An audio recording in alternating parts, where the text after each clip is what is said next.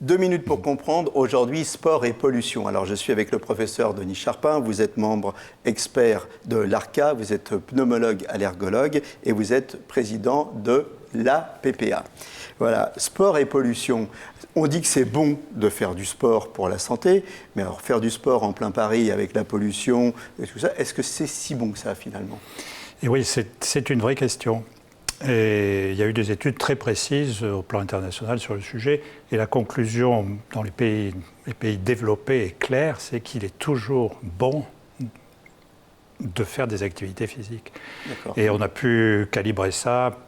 Par exemple, un jour, il y a des poussières fines au taux de 50 microgrammes par mètre cube. Donc, un jour bien pollué, il faudrait faire plus de 6 heures de vélo pour arriver à faire que les inconvénients de respirer des polluants soient supérieurs aux bénéfices de l'activité physique. Donc en fait, dans le bénéfice-risque, il vaut quand même mieux faire de l'activité physique pour les maladies cardiovasculaires, pour les maladies neurodégénératives, pour le bénéfice en général que ça amène.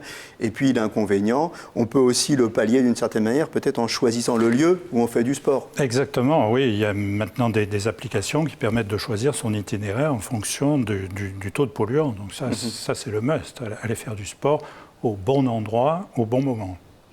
Est-ce que dans les grandes villes, je pense à Paris par exemple, les bois sont moins pollués ou alors que finalement la pollution elle va partout, Non, ils sont moins pollués parce que la pollution est en grande partie de proximité avec le trafic et donc dès qu'on s'en éloigne un peu, les taux de polluants chutent.